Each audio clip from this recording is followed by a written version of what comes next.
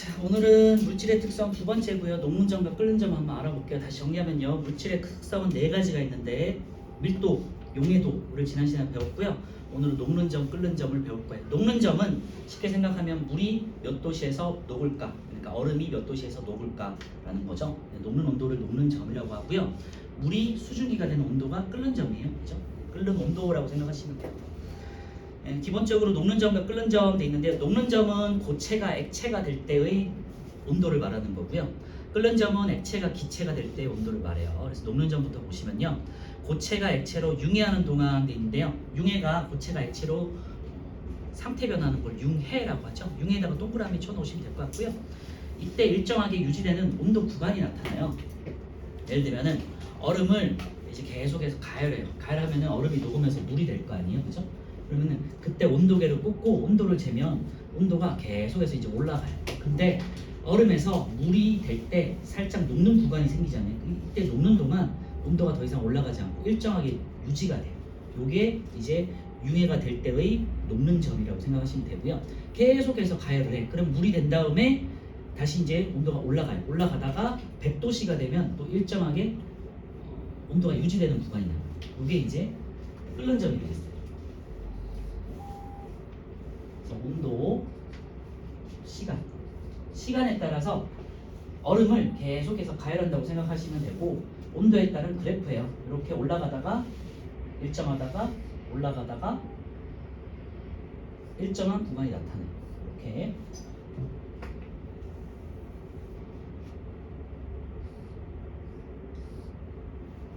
이때가 이제 얼음, 고체가 되겠고요. 물을 먼저 기준으로 할게요. 그리고 쭉 하다가 이제 녹는 구간이 나와요. 이제 녹기 시작하는 구간. 여기가 이제 0도씨가 되겠죠. 우리가 얼음이 물로 녹기 시작한 온도를 녹는 점이라고 하고요. 이제 반대로 물이 어는 온도가 있잖아요. 그것도 0도씨잖아요. 그래서 녹는 점하고 어는 점은 같다고 해요. 녹는 온도, 어는 온도라고 생각하시면 돼요. 이때 온도가 일정한 구간이 나타나는데 이때가 이제 녹는 점의 구간이 되겠고, 우리가 융해 구간이 되겠죠. 이 융해 구간에서는 고체하고 액체가 공존을 해요. 하나의 상태만 존재하지 않고요. 고체와 액체가 공존한다 이렇게 말씀드릴 수 있고, 얼음이 녹으면 물이 되죠. 그래서 물이 이제 100도씨까지는 계속해서 온도가 올라가요. 이때가 이제 액체 상태가 되겠죠. 그리고 물이 이제 수증기가 될 때 100도씨가 되면 물이 끓기 시작하는데 기포가 발생하고 이제 끓기 시작하잖아요. 그때가 100도씨예요. 이때를 우리가 끓는 점이라고 해요. 반대로 수증기가 다시 물이 될 때도 우리는 그냥 끓는 점이라고 생각하시는 거고요. 녹는 점하고 어는 점만 이름이 좀 다르고 온도는 0도씨로 같아요. 알겠죠? 그리고 마찬가지로 액체가 기체가 될 때는 기화라고 하잖아요. 요 기화 구간이 나타나는데 이때 온도가 일정하고요. 이때도 마찬가지로 상태가 공존을 해요. 액체와 기체가 공존을 해요. 그래서 하나의 상태만 존재하는 건 아니고 공존하고, 그 다음에 이제 수증기가 되죠. 이때가 기체 상태예요. 그리고 상태, 우리 1학년 때 상태 변화를 하면서 기화열을 흡수, 융해열을 흡수, 그리고 승화열 중에서는 고체가 기체가 되는 승화열 흡수에 대해서 한번 알아봤을 거예요. 그죠? 그래서 이 구간은 온도를 계속해서 끌어올리는 구간이잖아요. 그래서 가열하는 구간이에요. 그래서 융해열, 흡수, 기화열, 항상 흡수라는 걸 이제 배웠었잖아요. 그래서 고체에서 액체가 될 때 열을 받아가지고 이제 입자 간의 인력들이 단단하게 잡혀있는 상태가, 서로 간에 인력이 단단하게 잡혀있는 상태가 고체 상태잖아요. 다닥다닥 붙어있고, 그거를 상태를 조금 느슨하게 할 때 열이 필요하단 말이에요. 여기 단단하게 잡혀있는 관계를 잘라줘야 되잖아요. 그치? 이때 열이 사용돼요. 그래서 상태 변화에 이 열이 사용되고 있어요. 그래서 온도가 쭉 올라가다가 융해 구간이 되면요, 상태 변화에 온도가 올라가지 않고 상태 변화에 열이 사용이 돼요. 그래서 이렇게 일정 구간이 나타나요. 기화열도 마찬가지예요. 액체 입자들 간에, 느슨한 입자들 간에 이제 인력이 있었는데 이걸 다 끊어줘야 되잖아요. 입자가 굉장히 멀리 떨어져야 되니까. 그때 이제 열이 사용이 돼요. 그래서 열을 흡수해서 온도 변화에 이용되지 않고요. 상태 변화하는데 이용이 돼요. 그래서 온도가 더 이상 올라가지 않는 구간이 나타나요. 이게 이제 녹는 전 구간, 끓는 전 구간이 되겠고요. 당연히 이제 반대되는 구간도 있겠죠. 이렇게. 여러분들은 이제 뭐 예를 들면 백지 같은 데서 이걸 한 번만 그려보시면 나중에 연습이 될 거고요. 수증기가 이번에는 물이 되는 구간이 있을 거 아니에요? 물이 될 때는 우리가 액화라고 하죠. 그래서 액화열을 항상 방출시켜요. 그래서 이 구간은 우리가 식히는 구간이니까 냉각이 되겠죠. 그래서 열을 흡수하는 구간이고요. 여기서는 열을 방출하는 구간이에요. 내가 가지고 있던 열을 방출하는 구간. 그러면은 내가 가지고 있던 열이 방출되니까 주변 온도는 어떻게 되겠어요? 올라가겠죠. 그렇지? 그러니까 냉각하는데 올라가잖아. 그래서 여기서는 평행한 구간이 나타나는 거예요. 그래서 액화는 아시겠지만 기체가 액체가 되는 구간이고요. 당연히 액체랑 기체랑 또 공존을 해요. 그리고 물에서 이번에는 어느 구간이 나타나겠죠? 얼음이 되고요. 이것도 마찬가지로 액체와 고체가 공존을 해요. 이때는 이제 응고가 되겠죠. 그래서 액화열 방출, 응고열 방출 요거에 대해서 한번 알아봤을 거예요. 1학년 때 그렇죠? 그래서 다시 정리하면요. 녹문전 구간에서는 고체와 액체가 공존하고요. 상태 변화에 열이 사용되기 때문에 온도가 일정해요. 그리고 기화되는 구간에서는 끓는 점이라고 하고 마찬가지로 열이 상태 변화에 사용되기 때문에 온도가 일정한 구간이 나타나요. 그래서 올라갈 때 두 구간이 가열했을 때 열을 흡수하면서 두 구간에서 상태가 변할 때 온도가 일정한 구간이 나타나고요. 열을 식히는 과정이야. 이번에는 수증기가 식으면 이제 물방울이 되잖아요. 이때 물방울이 될 때도 액화열을 방출하면서 이 방출한 열이 냉각되는 것과 상쇄가 되면서 이때 일정 구간이 나타나는 거예요. 그러니까 쉽게 그냥 상태 변할 때 온도가 일정하다 그냥 이렇게 외우셔도 돼요. 마찬가지로 물이 얼음이 될 때도 가지고 있던 열을 방출하잖아요. 이때 이제 상태 변화할 때 쓰이기 때문에 온도가 일정한 구간이 나타나요. 중요한 거는 상태 변할 때 액체나 고체가 아니면 액체가 기체가 공존한다는 거. 이거 잘 기억해 주세요. 이게 이제 녹는 점과 끓는 점 그리고 어는 점에 대한 내용이었고요. 여기서는 녹는 점이라고 하는 거고 염도실을 여기서는 염도실을 어는 점이라고 하는 거예요. 알겠죠? 점이라고 돼 있지만 온도라고 생각하시면 돼요. 다시 정의부터 다시 볼게요. 이제 표를 보면서 고체가 액체로 융해하는 동안 일정하게 유지되는 온도 구간이 나타나고요. 물질의 녹는 점과 어는 점은 서로 같다. 제가 여기다가 이제 쓰긴 했지만 여러분들은 그 옆에다가 고체와 액체가 같이 존재한다 이 정도만 체크해 주시면 될 것 같아요. 녹는 점에서는 고체와 액체가 같이 존재한다. 그리고 오른쪽에 끓는 점 보시면요. 액체가 기체로 기화가 되는데 기화에다 동그라미 쳐놓으시면 되겠고요. 일정하게 유지되는 구간이고 네. 끓는 점에서는 아까 말씀드렸지만 액체와 기체가 공존하는 거죠. 그치? 액체가 기체로 이제 변하는 과정이기 때문에 액체 상태인 물방울도 있고 기체 상태인 수증기도 있고 액체에서 기체로 이제 과도기적인 애도 있는 거고 그렇게 생각하시면 막 섞여 있는 구간이에요. 다시 오농점에서는 고체와 액체가 공존하고요. 끓는 점에서는 액체와 기체가 공존한다. 밑에 이제 성질 볼게요. 밑에 일정한 압력에서 물질의 녹는 점과 끓는 점은 여기다 밑줄하세요. 물질의 양에 관계없이 일정함으로 물질의 고유한 특성이다. 밑줄에 놓고요. 물질마다 딱 정해져 있어요. 끓는 점은 항상 다시 말씀드리지만 물은 100도씨고요. 알코올은 에탄올 같은 경우는 78도씨, 그다음 메탄올 같은 경우는 58도씨에서 끓어요. 그래서 밑에 보시면 이제 표의 오른쪽에 에탄올, 메탄올에 대한 그림도 나와 있는데 보통 물하고 알코올을 많이 같이 끓여봐요. 그래서 저기 뭐 포도주라든지 술 같은 거 있잖아요. 그거를 끓이면은 물하고 알코올하고 따로 분리할 수 있거든요. 그래서 그런 이제 방법을 증류법이라고 해가지고 다음 시간에 배울 텐데 뭐 알코올 같은 경우는 직접 가열하면 폭발하기 때문에 물중탄이라고 해가지고 물 안에다가 이제 뭐 다른 뭐 비커 같은 걸 넣고 이제 섞어서 이제 끓이거든요. 그래서 물중탄에서 끓이면 이제 물은 100도씨에서 끓잖아요. 그런데 물이 끓기 전에 한번 이렇게 끓는 구간이 나타나요. 이건 와인이라고 생각하시면 돼요. 와인이라고 알죠? 포도주라고 포도 성분하고 물을 섞어가지고 알코올 발효시킨 다음에 이렇게 이제 만든 게 와인이잖아요. 포도주를 끓이면요 78도씨에서 한번 이렇게 끓어요. 이게 이제 에탄올이에요. 알코올이고요.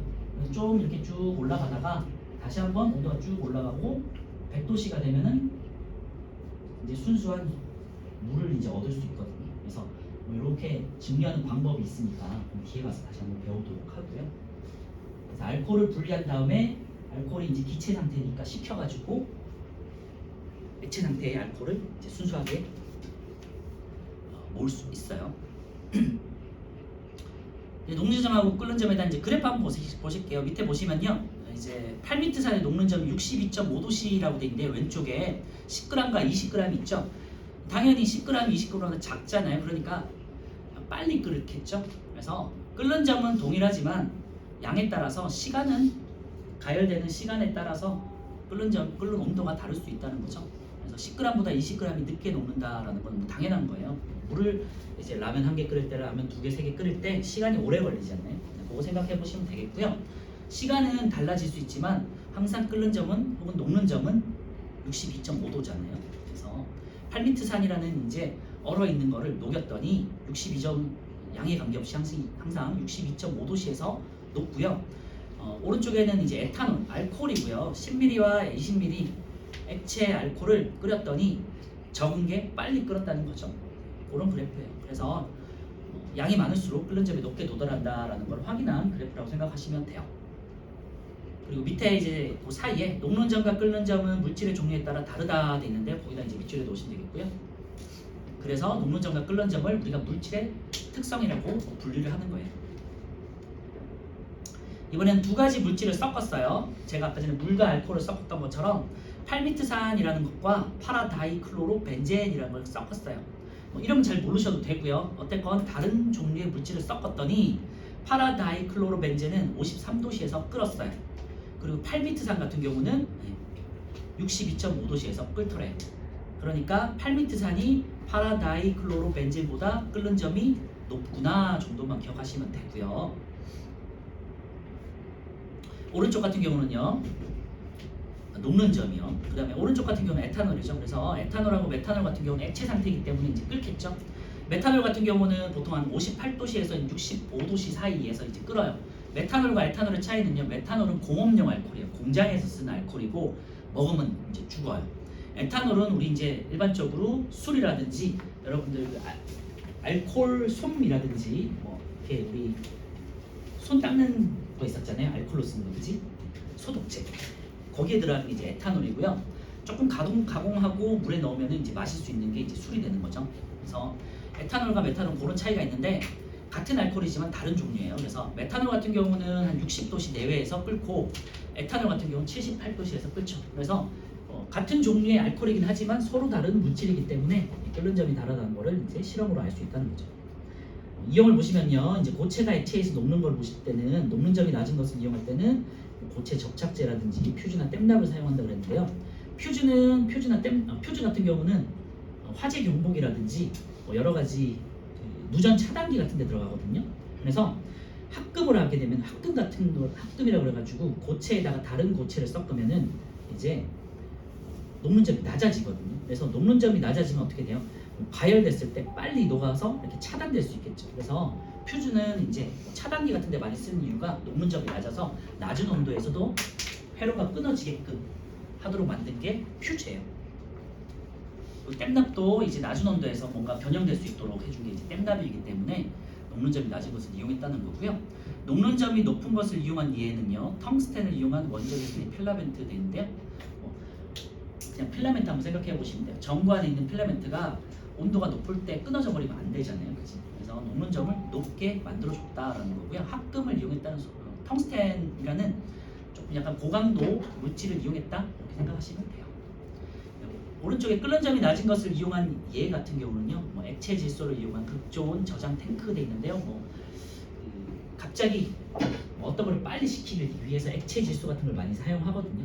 마이너스 한 200도씨 정도 돼요. 그래서 냉동인간 이런 거 한번 들어보셨을 텐데, 냉동인간이라든지 어떤 뭐 물체 같은 것을 급속히 냉동시킬 때 액체 질소를 많이 쓰거든요. 그래서 산소 성분이나 뭐 질소 같은 기체들은 액체가 되면 굉장히 낮은 온도에서 끓는 점이 굉장히 낮아요. 그런 것들을 이제 이용했다 정도만 생각하시면 되고요. 밑에 이제 3번 녹는 점과 끓는 점의 물질의 상태가 더 중요하니까 그때 한번 보도록 할게요. 2번에 있는 끓는 점과 압력의 관계에다가 이제 별표 쳐 놓으시고요. 끓는 점은 외부 압력에 따라 달라질 수 있거든요. 그래서 끓는 점은 액체가 기체가 되는 거잖아요. 근데 기체라는 거는 제가 말씀드렸지만 온도나 압력에 따라서 크게 달라지기 때문에 압력이 굉장히 중요하고요. 그래서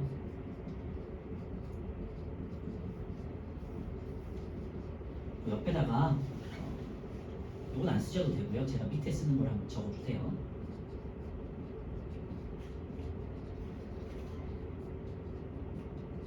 필요하신 분은 조금 이제 한 3줄 정도 써야 되니까 작게 쓰시면 될 것 같고요.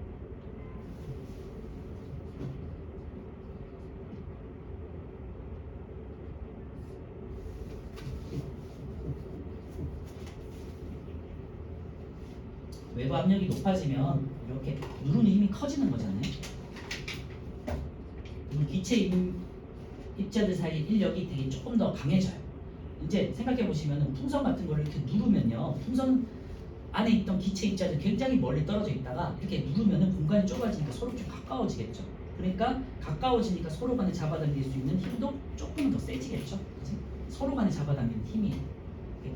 그 인력이 커지니까 끓는 점도 높아진다고 해요. 끓는 점이라는 거는 액체 입자들이 기체 입자로 상태 변화할 때 멀리 도망가는 거거든요. 그러니까 너무 인력이 세지면은 도망가기가 더 힘들어지잖아. 그러니까 끓는 점도 높아지겠죠. 외부 압력이 낮아지면 서로 간에 잡아당기는 힘, 인력이 작아지니까 끓는 점도 낮아져요. 그러니까 쉽게 끊을 수 있다는 소리예요.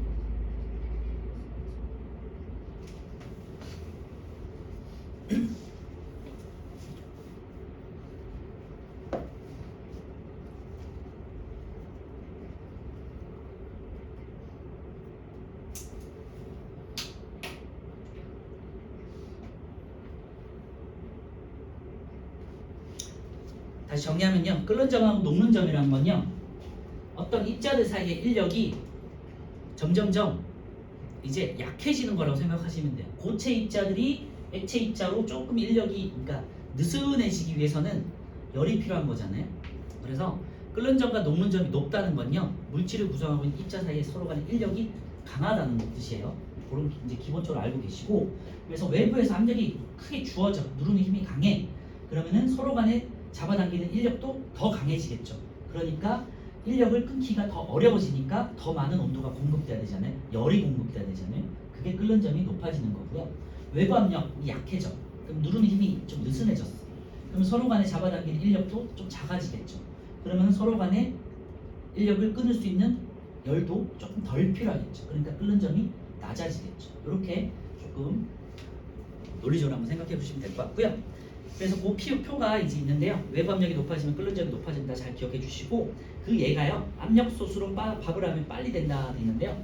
압력솥 잘 아시죠? 그래서 보온 밥통이나 압력솥 같은 데다가 밥을 하면 밥이 꼬들꼬들하게 맛있게 잘 되는 이유가 끓는 점이 높아지기 때문에 밥이 설익지 않고 오랫동안 익게 되거든요.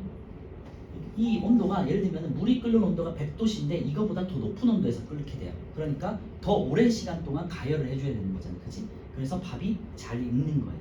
그래서 보온밥통이나 뭐 압력솥 같은 데다가 뭔가 음식을 하게 되면은 잘 이렇게 푹 잘 익는 이유가 끓는 점이 높아서예요. 그런데 아직은 그런 경험들이 없겠지만, 뭐 이렇게 코펠 같은 거 있잖아요. 그래서 등산용품을 들고, 등산 냄비 같은 걸 들고 높은 산에 올라가셔가지고 만약에 밥을 해. 그럼 밥이 잘 안 돼요. 왜냐면 높은 곳으로 올라가면은 우리 1학년 때도 배우지만 기압이 낮아지기 때문에 외부 압력이 낮아져요. 그러니까 누르는 압력이 작아지니까 인력이 약해지죠. 끓는 점이 낮아져. 그러니까 물이 100도씨보다 낮은 온도에서 끓어요. 그럼 어떻게 되겠어요? 밥이 빨리 익어버리죠. 그러니까 설익어. 그래서 높은 뭐 산에서 등산을 한 다음에 밥을 해서 먹어요. 그러면 밥이 되게 설익는 거 알죠? 덜 익는 거. 그래서 맛이 없게 되거든요. 그런 예가 이제 밑에 나와 있는데, 높은 산에서 밥을 하면 밥이 설익는다. 그래서 요거를 그러면 어떻게 할까? 높은 산에 가가지고 밥을 할 때 설 있는 거를 방지하려면 어떻게 한다? 이 냄비에다가 돌 같은 걸 올려놓으면요, 강제적으로 이제 압력이 높아지기 때문에 조금 더 오랜 시간 동안 밥을 끓일 수 있게 된다고 해요. 참고만 해주시면 될 것 같고요. 그래서 끓는 점과 압력의 관계는 여러분들이 참 모를 수 있는 부분이기 때문에 잘 기억해 주시고요. 자, 3번 볼게요. 녹는 점, 끓는 점과 물질의 상태에 돼 있는데요. 이게 이제 많이 좀 어려워하는 부분들인데요. 어떤 온도에서 물질의 상태는 녹는 점과 끓는 점에 따라 결정된다 돼 있고요. 요거 1, 2, 3번 잘 한번 보시고 제가 판단하는 방법을 알려드릴 텐데 그것만 보시면 돼요. 자, 1번 녹는 점보다 낮은 온도에서는 고체 상태, 녹는 점과 끓는 점 사이 온도에서는 액체 상태, 끓는 점보다 높은 온도에서는 기체 상태에 되어 있는데요. 실온을 기준으로 생각하시면 될 것 같고요. 실온을 보통 20도씨에서 25도씨로 이제 잡거든요. 그래서 물을 생각해 보시면요, 녹는 점이 0도씨, 그리고 끓는 점이 100도씨 이렇게 되어 있는데요. 녹는 점하고 끓는 점을 딱 이렇게 쓰신 다음에 녹는 점하고 끓는 점을 딱 써놓고요. 그 다음에 지금 온도를 이제 여기다가 써보는 거예요. 지금 온도가 20도씨예요. 그러면은 20도씨는 녹는 점과 끓는 점 사이에 있죠. 그죠? 그래서 이미 녹아 있잖아. 그러니까 액체 상태인 거예요. 그리고 끓기 전이잖아요. 그래서 액체 상태인 거예요. 이렇게 판단하시면 돼요. 그래서 녹는 점과 끓는 점 사이에다가 녹는 점과 끓는 점을 딱 써놓고 실온이 어디 있는가를 판단하시면 돼요. 만약에 철이다. 철은 녹는 점이 1538도거든요. 그리고 끓는 점이 2861도예요. 1500도에서 이제 고체 상태의 철이 녹고 그 액체 상태의 철도 2800도가 되면은 이제 끌어올라요. 근데 이제 뭐 현실적으로 쉽진 않죠. 이제 지구 내부라든지 다른 곳에 갔을 때는 좀 가능하고요. 어쨌건 그러면 현재 20도씨는 어디에 있을까? 1500도보다 아래쪽에 있잖아요. 여기 있잖아요. 그러니까 고체 상태로 존재한다. 그죠? 이렇게 생각하시는 거예요. 알코올 액체니까 이번에는 기체인 산소를 한번 볼게요.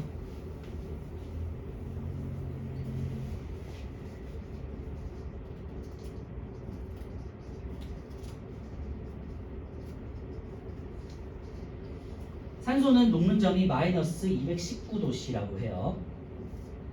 그리고 끓는 점은 마이너스 183도씨라고 해요. 그러니까 우리 20도, 우리 상온 실온 기준으로는 20도나 25도씨는 끓는 점 오른쪽에 있죠. 그죠? 여기는 다 영하니까. 그래서 이쪽에 있으니까요. 보통 20도씨 쓰시고 그 다음에 기체로 존재하는 이미 끓었잖아요. 그치? 액체 상태에서 끓어서 상온에서는 기체 상태로 존재하겠구나 라고 이제 생각하시는 거죠. 그래서 제가 두 가지 물질 한번 써 드릴 테니까 한번 예측해 보세요.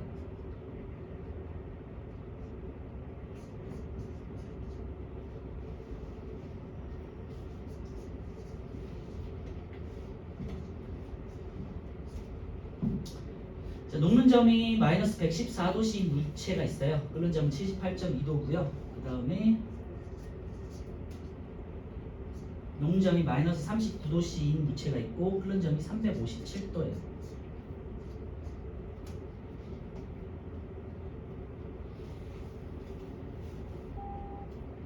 요거 한번 생각해 보세요.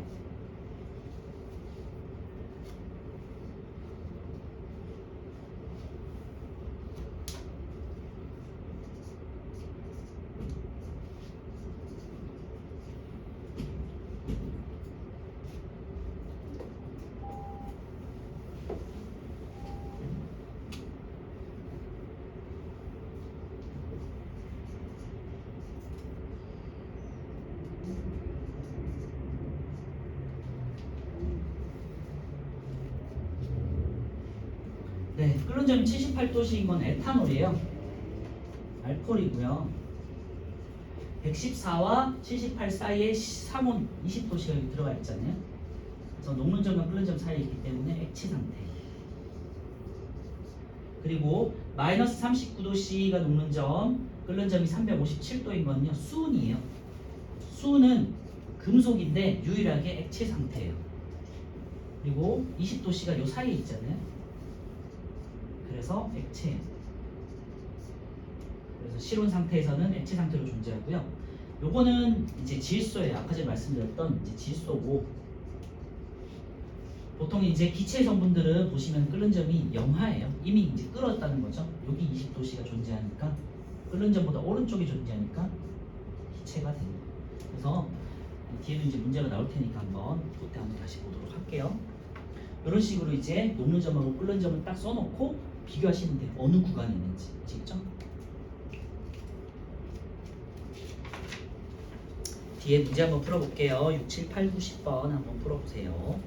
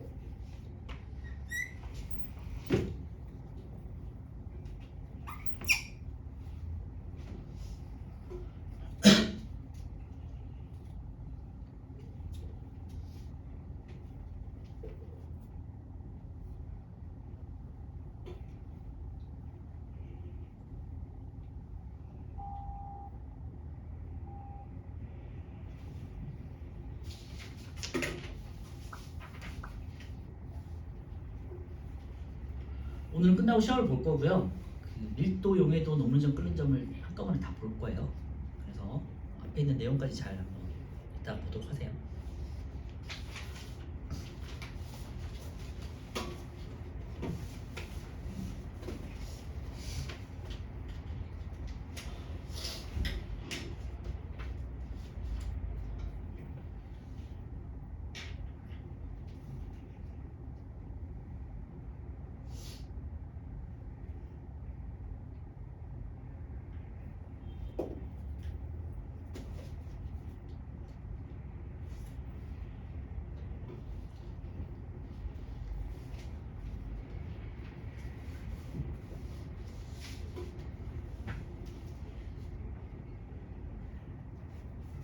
오늘 개념이니까 같이 한번 보면서 정리하고 한번 해볼게요. 1번 녹는 점은 물질의 종류에 관계없이 일정하다 돼 있는데요.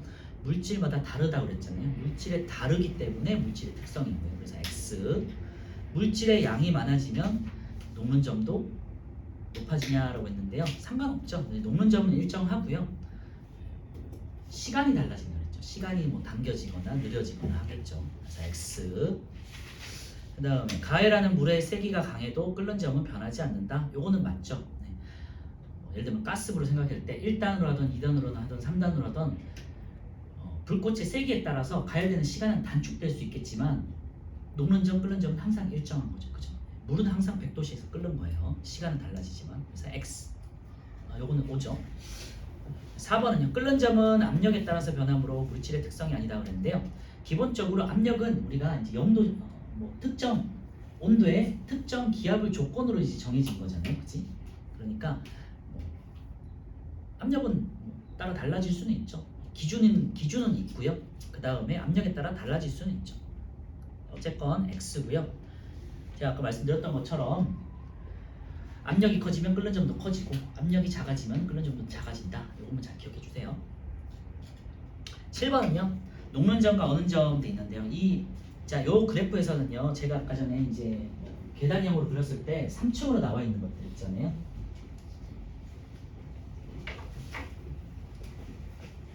올라갔다가 일정하다가 올라갔다가 일정하다가 올라가고 이제 3층이라고 생각한다면 요거는 고체, 액체, 기체까지 다 나와 있는 거죠. 근데 만약에 2층만 나와 있어. 그러면은 고체나 액체 아니면 액체나 기체만 나와 있을 거예요. 그래서 문제를 보시고 어떤 물질을 가열했는지 혹은 냉각시켰는지를 보셔야 되는데 여기 보시면은 고체 물질이라고 돼 있잖아요. 그러니까 고체가 액체가 되는 구간만 나와 있는 거예요.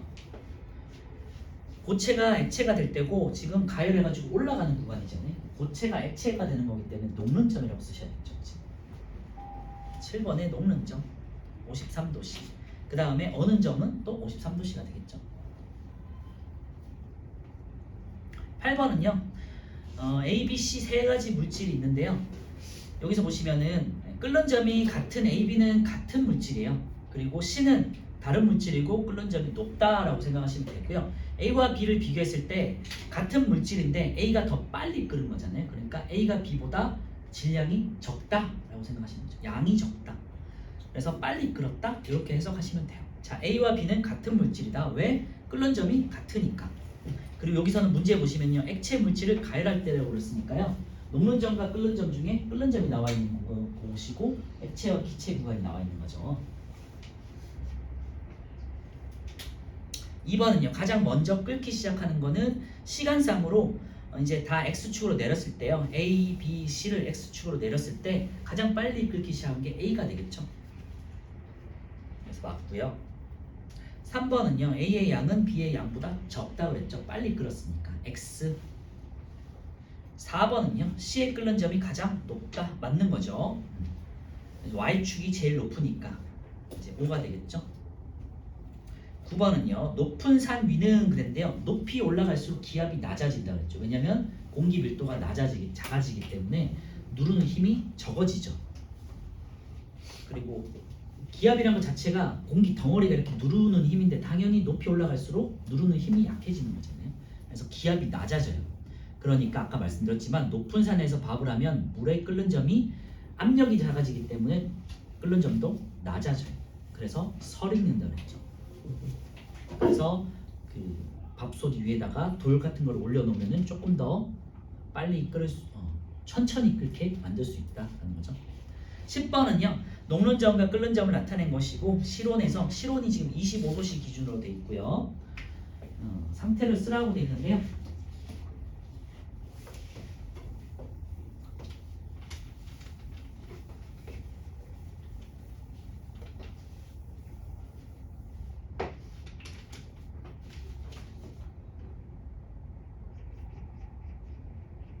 자, A 물질은 녹는 점이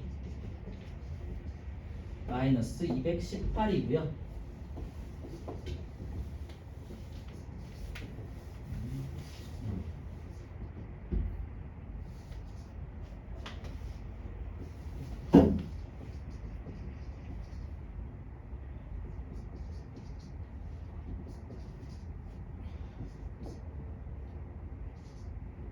네, 뭐 B 같은 경우는 여러분들 알고 있는 0도씨에서 녹고 100도씨에서 끓는 거니까 이제 물이긴 해요.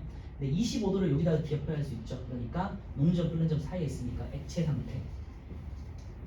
그리고 얘는 이제 뭐 산소일 거예요. 그리고 보통은 어쨌건 다 영하잖아요. 녹는 점 영하, 끓는 점이 영하잖아요. 이런 것들은 다 이제 기체예요. 25도씨가 이 오른쪽에 있잖아요. 그러니까 이미 끓었어, 그죠? 그 다음 얘 같은 경우는요 80도씨보다 우리 실온이 낮잖아요. 그러니까 아직 녹기 전이야. 그러니까 고체 상태가 되겠죠. 그래서 10번 같은 문제가 여러분들 아직은 뭐 몇 번 연습해 보셔야 좀 쉽게 풀 수 있을 것 같고요. 조금 넘겨서 18페이지 같은 경우는 이제 지난주도 말씀드렸지만 고체에 용해돼야 되는 실험인데요. 가나다를 비교했을 때 가와 나 같은 경우는 가에는 10g에 5g이 녹았고 나에는 온도를 올렸더니 10g에 10g까지 녹았다는 거잖아요. 그러니까 온도가 증가할수록 용해도가 증가한다는 걸 보여주는 이제 비교 실험이었고요. 가와 다를 비교한 거는요. 물 10g에 질산칼륨 5g, 물 20g에 질산칼륨 10g. 용해도가 일정한 온도에서는 똑같다는 거죠. 그러니까 100g을 기준으로 했을 때 가 같은 경우는 100g 기준에 50g, 그리고 다 같은 경우도 100g 기준에 50g이잖아요. 그 온도가 이제 30도씨라는 거죠. 그래서 특정 온도에서는 용해도가 일정하고 용해도가 온도가 증가하면 용해도도 증가한다라는 거를 이제 말씀드리는 거고요. 이게 이제 고체 용해도였죠. 온도에 따라서 용해도가 크게 증가할 수 있다라는 거 넘겨주시고요. 물질의 상태가 변한 온도, 이게 이제 우리가 오늘 했던 녹는 점, 끓는 점과 관련된 이제 실험이 되겠고요. 물질의 녹는 점 측정과 끓는 점 측정에 대한 실험이요. 물에다가 이제 팔미트산을 이제 물중탕을 하는 거예요. 이제 팔미트산 5g을 시험관에 넣고요. 그림과 같이 장치한 다음 시험관 안에 팔미트산이 모두 녹을 때까지 물중탕으로 가열을 해요. 그래서 온도를 측정했죠. 밑에 보시면요, 5g과 10g을 같이 측정했는데요. 5g이든 10g이든 항상 62.5도에서 녹았어요. 고체가. 그리고 5g이 10g보다는 좀 빨리 녹았던 거예요. 그래서 양에는 상관없이 항상 녹는 점은 일정하다. 62.5도씨 8m산 같은 경우는. 그리고 양이 적을수록 조금 빨리 녹더라라는 거죠. 네, 오른쪽에 이제 에탄올인데요. 아까 전에 제가 말씀드렸던 것처럼 에탄올도 끓일 수가 있는데 에탄올은 알코올 폭발성이 있기 때문에 연료로 사용되잖아요. 그래서 보통은 물 안에다가 가둬서 이제 중탕을 해요. 에탄올 10ml와 뭐 20ml로 이제 물중탕을 하는 게 나와 있고요. 아까 전에 앞에서 봤던 거죠. 78도씨에서 이제 끓는데 에탄올은 10ml가 좀 더 빨리 끓더라라는 걸 이제 확인한 거죠. 그래서 똑같이 끓는 점도 양에 상관없이 항상 일정한 온도에서 끓는 온도가 나타나고요. 대신에 양이 적으면 빨리 끓더라라는 거죠. 그죠? 그래서 양에 따라서는 수평 이동, 그리고 녹는 점이나 끓는 점에 따라서는 수직 이동을 생각하시면 돼요. 정리, 일정한 압력에서 같은 물질인 경우 녹는 점과 끓는 점은 물질의 양에 관계없이 일정하다가 되겠죠. 자, 확인 문제 같이 볼게요. 1번 8미트산이 액체에서 기체로 기화하는 온도는 62.5도씨이다 돼 있는데 기화가 아니라 녹는 점이니까 융해가 되겠죠. X가 되겠고요. 에탄올은 78도씨에서 끓어요. 네, 맞아요. 녹는 점, 끓는 점으로는 물질을 구분할 수 있겠죠. 그러니까 X. 녹는 점과 끓는 점에서는 물질을 계속 가열해도 온도가 높아지지 않는다.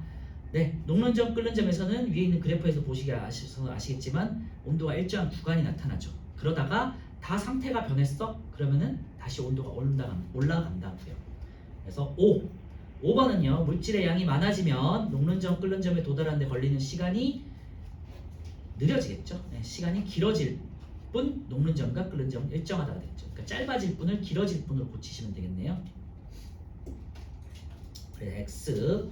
2번에 가와 나에서 온도가 일정하게 유지되는 구간 돼 있는데요. 녹는 점, 끓는 점 이렇게 쓰시면 되겠고요. 가와 나를 통해 알 수 있는 사실, 물질의 양에 관계없이 녹는 점과 끓는 점은 항상 일정하다. 같은 물질에서는 되겠죠. 그래서 키워드로 한번 정리해 보세요. 같은 물질인 경우 물질의 양에 관계없이 녹는 점과 끓는 점이 일정하다.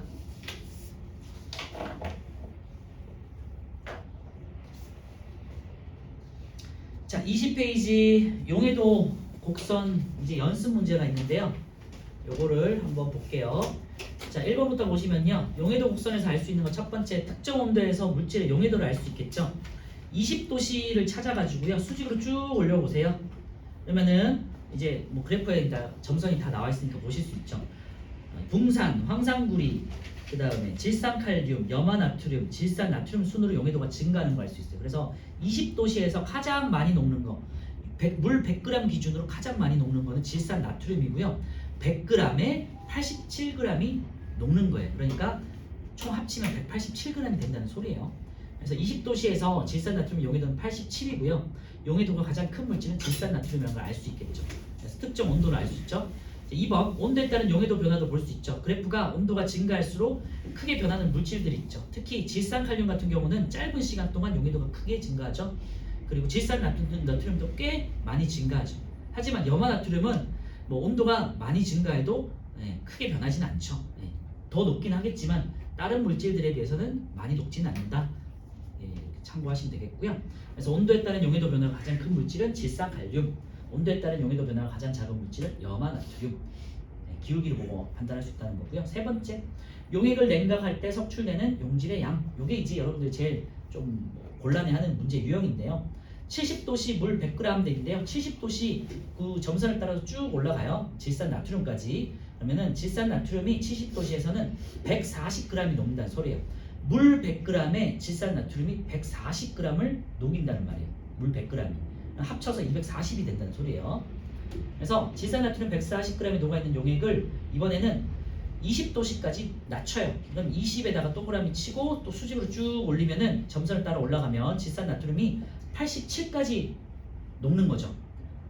70도씨에서는 140g까지 녹았다가 20도씨에서는 87g만 녹는 거죠.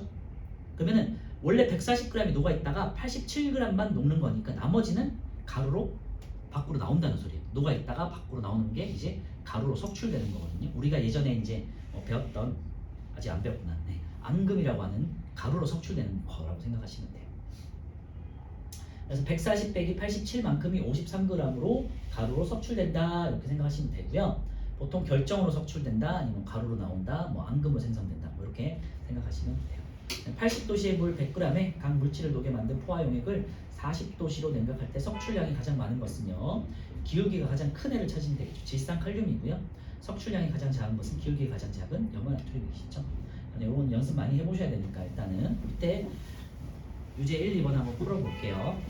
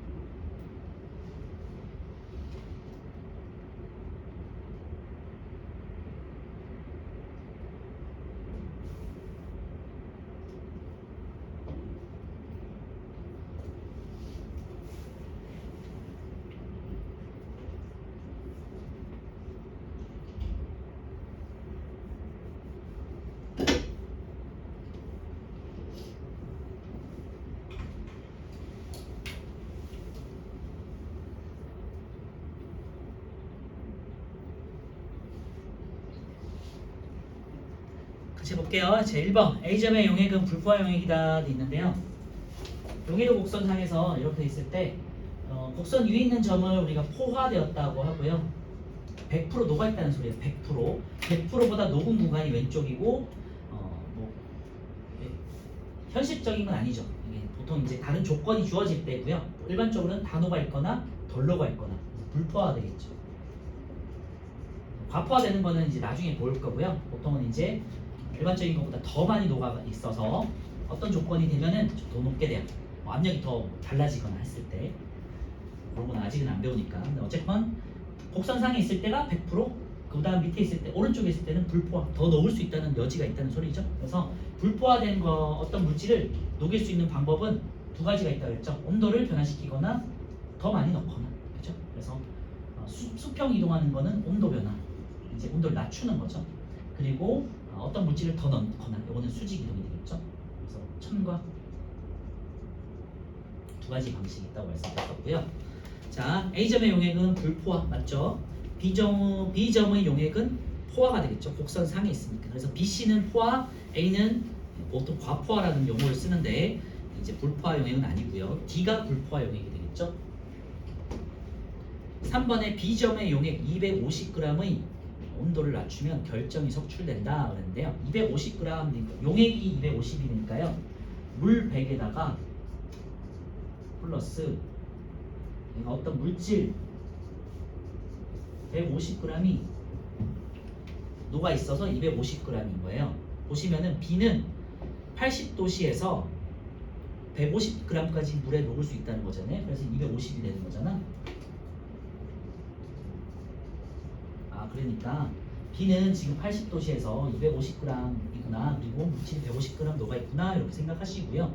이 물질을 온도를 낮춰요. 그러면은 지금 곡선상에 있기 때문에 온도를 낮추면은 이렇게 가는 거잖아요. 그러면은 어떤 온도에서는 어쨌건 이만큼씩 이렇게 다 석출될 수 있겠죠. 온도를 낮추는 정도에 따라서 많이 석출되거나 적게 석출되는 게 정해되겠죠. 어쨌건 결정은 석출되겠죠. 3번에 5가 되겠고요. C점의 용액도 포화 용액이죠. 5. C점의 용액 200g, 얘도 마찬가지예요. 포화됐으니까 100g에 100g이 녹아있다는 소리고 합쳐서 200이에요. 200g의 온도를 20도씨로 높여요. 20도씨로 높이면 C가 D가 되겠죠. B점의 용액이 되는 게 아니라 수평이동. 온도는 수평이동이에요. 온도를 낮추면 왼쪽으로, 온도를 높이면 오른쪽으로. 만약에 어떤 물질을 첨가해요. 그럼 위쪽으로. 뭐 물리적으로는 힘들지. 만약에 어떤 물질을 뺐어. 그러면 아래쪽으로. 근데 그런 거는 쉽진 않죠. 녹아있는 걸 빼긴 힘드니까. 어쨌건 D로 가는 거예요. 그래서 X. D점의 용액은 불포화 용액이고요. O. D점의 용액을 냉각하거나 용질을 더 넣으면 포화 용액이 될 수 있다고 그랬죠. 온도를 낮추거나 더 넣거나 5가 되겠고요. D점의 용액 200g. D 같은 경우는 지금 현재 용해도가 100g이 녹아 있다는 소리예요. 그러니까 200g의 온도를 40도씨로 낮춰요. 지금 100g이 녹아 있었는데 40도씨까지 낮추면은 40은 어쨌건 이제 이거보다 낮은 온도 구간이니까 요 그래프 안쪽으로 들어가잖아요. 요 곡선 왼쪽으로 들어가게 되겠죠. 이때는 다 석출이 되는 거예요. 그러니까 결정이 석출된다. 맞겠죠? D점의 용액 200g의 용질 150g을 더 녹이면 B점의 용액이 된다 돼 있는데요. 50만 넣으면 되죠. 그죠? 현재 100g이 녹아 있는데 150g만 들어가면 되는 거잖아요. 그러니까 150이 아니라 50 이렇게 고치시면 되겠네요. 그래서 X. 유제 2번 볼게요. 곡선상의 용액은 포화 상태를 말하는 거고요. 온도가 높을수록 고체 물질의 용량이 증가한다 그랬죠? 맞고요. 80도씨 물 100g에 가장 많이 녹는 건요. 80에서 쭉 올리면요. 질산 나트륨이 닿네요. 그래서 질산 나트륨이다. 맞고요. 온도에 따른 용해도 변화가 가장 큰 물질은 질산 칼륨이 되겠죠. 황산구리보다 질산 칼륨이 기울기가 더 급하죠. X. 온도에 따른 용해도 변화가 가장 작은 물질은 염화나트륨이죠. 거의 뭐 수평하게 나타나니까. 5. 60도씨 물 100g에 녹여 만든 포화 수용액을 20도씨로 냉각할 때 석출량이 가장 많은 것은 질산 나트륨이다 돼 있는데요. 60도씨에서 동그라미 쳐서 위로 쭉 올리면요. 올리시고 그 다음에 20도씨를 동그라미 친 다음에 쭉 올려요. 그러면은 가장 기울기가 급한 거는 질산 칼륨 구간이 되겠네요. 그죠?